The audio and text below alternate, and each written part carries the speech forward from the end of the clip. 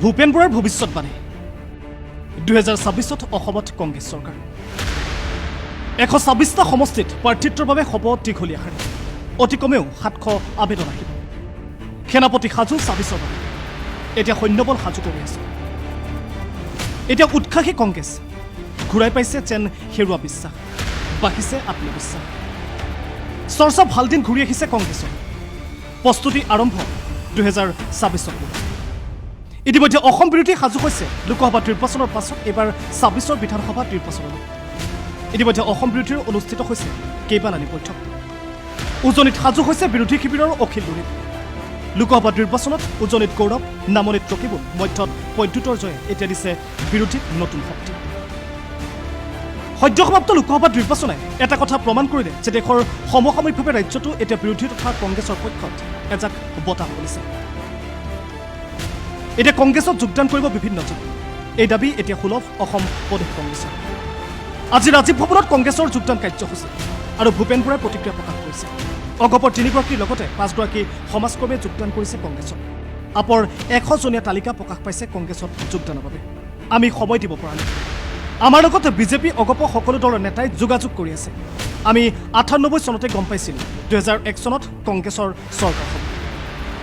আজি ইমান বছৰৰ পাছত মই সেই একেই উমান পাইছোঁ বিজেপিৰ প্ৰাক্তন বিধায়ক এজনে যোগদান কৰিব বিচাৰিছে লগতে বহু বিধায়কে যোগাযোগ কৰি আছে কিন্তু আনুষ্ঠানিকভাৱে মোক পত্ৰ দিয়া নাই আমাৰ সেনাপতি সাজু সৈন্যবল অলপ বাঢ়িব লাগিব ৰাভা হাছাঙৰ এটা দলৰ সৈতেও আমি ৰাজীৱ ভৱনত বৈঠকত বহিম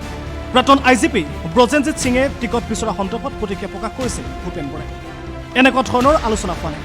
যোগদান কৰিবও পাৰে কংগ্ৰেছৰ এতিয়া ভাল হৈছে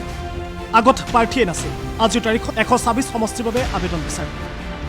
অতি কমেও 700 আবেদন আহিব 2026 চনত সেনাপতি সাজু 2026ৰ বাবে এতিয়া সৈন্যবল সাজু কৰি আছো ইতিমধ্যে আম আদমি পাৰ্টিৰ পৰাও 100জন ব্যক্তি এখন তালিকা আমাক জমা দিছে তেওঁলোকেও ডেট বিচাৰিছিলে জইন কৰিবৰ কাৰণে আমি মিলাব পৰা নাই আজি কেৱল বাক্সা জিলাত কেইবাগৰাকীও বিশিষ্ট ব্যক্তি কলেজৰ প্ৰিন্সিপাল আছিলে হাইকোৰ্টৰ উকিল কৰে বেংকৰ চাকৰি কৰে তেনেকুৱা বহুকেইজন বিশিষ্ট ব্যক্তি আজি আমাৰ লগত যোগদান কৰিছে বজালী জিলাৰ পৰা 3গৰাকী অগপৰ জিলা পৰ্যায়ৰ নেতা আপোনালোকে লগ পাইছে তেখেতসকলে যোগদান কৰিছে আপোনালোকে দেখি থাকিব যে পৰ্যায়ক্ৰমে গোটেই জিলাবিলাক আজি গোলাঘাট জিলাতো আমাৰ এটা ডাঙৰ যোগদান কাৰ্যসূচী আছে মই অত্যন্ত সুখী যে বিজেপি বিৰোধী যিটো ঢৌ যোৱা লোকসভা নিৰ্বাচনত আৰম্ভ হৈছিল চাৰ্চ পাৰ বুলি কোৱা বিজেপি আহি পেলাই 240খনত যেনেকৈ ৰ'বলগীয়া হ'ল এতিয়া সেই ঢৌটোৱে অসমৰ মানুহক চিন্তিত কৰি তুলিছিল আমাৰ হয়তো সিদ্ধান্ত লোৱাটো অলপ দেৰি হ'ল লোকসভা নিৰ্বাচনৰ সময়ত আমি যিমান আশা কৰিছিলোঁ সিমান ভাল ফল আমি দেখুৱাব নোৱাৰিলোঁ কিন্তু এতিয়া যিধৰণে আমি ৰাইজৰ পৰা সহযোগিতা পাইছোঁ যিধৰণে বিভিন্ন ক্ষেত্ৰত কৰ্মৰত বিভিন্ন ৰাইজে আমাৰ লগত যোগাযোগ কৰিছে বিভিন্ন ৰাজনৈতিক দলৰ নেতাকৰ্মীয়ে যোগাযোগ কৰিছে কিছুমান বিজেপি দলৰো নেতাকৰ্মীয়ে যোগাযোগ কৰিছে অগপ দলৰো কৰিছে মই ভাবিছোঁ যে এইটো এটা কথা বুজাইছে যে অসমত বিজেপিৰ শাসনৰ পৰা ৰাইজে পৰিত্ৰাণ বিচাৰিছে আপোনালোকৰ নিশ্চয় মনত পৰিব এজিপিৰ যেতিয়া চৰকাৰ আছিলে 98 চনতে অসমৰ মানুহে গম পাইছিলে যে অসম গণ পৰিষদক ক্ষমতাৰ পৰা আঁতৰাব লাগিব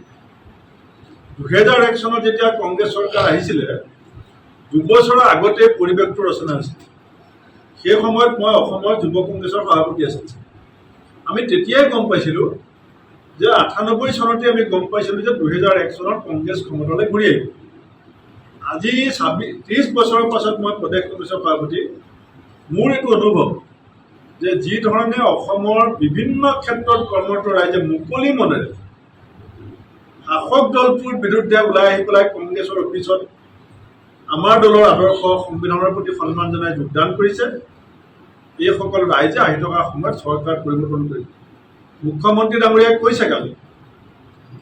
যে কংগ্ৰেছলৈ গ'লে নিউজ হয় বিজেপিলৈ আহিলে কেলে আপোনালোকে এই কথাটো মনত নেৰাখে সাধাৰণতে যিটো প্ৰৱণতা দল যোগদান কৰা কিন্তু গোটেই দেশত যদি চাই আপুনি দেখিব ৰুলিং পাৰ্টিত মানুহে সাধাৰণতে জইন কৰে আৰু অসমত যিটো ৰুলিং পাৰ্টি আছে তেওঁলোকৰ শাসনকাল আৰু 2 বছৰ আছে প্ৰায় 2 বছৰ আছে কিন্তু শাসনত আৰু প্ৰায় 2 বছৰ থাকিবলগীয়া হৈ থাকোঁতেই সমাজৰ সচেতন ব্যক্তিসকল কংগ্ৰেছলৈ অহাটোৱে কি বাৰ্তা দিছে এইটো মুখ্যমন্ত্ৰী ডাঙৰীয়াই বুজি নোপোৱাকৈ থকা নাই বুজি নোপোৱাকৈ থকা আৰু যদি বুজি পোৱা নাই সেইটো আমি বেয়া নাই news desk report Prag news digital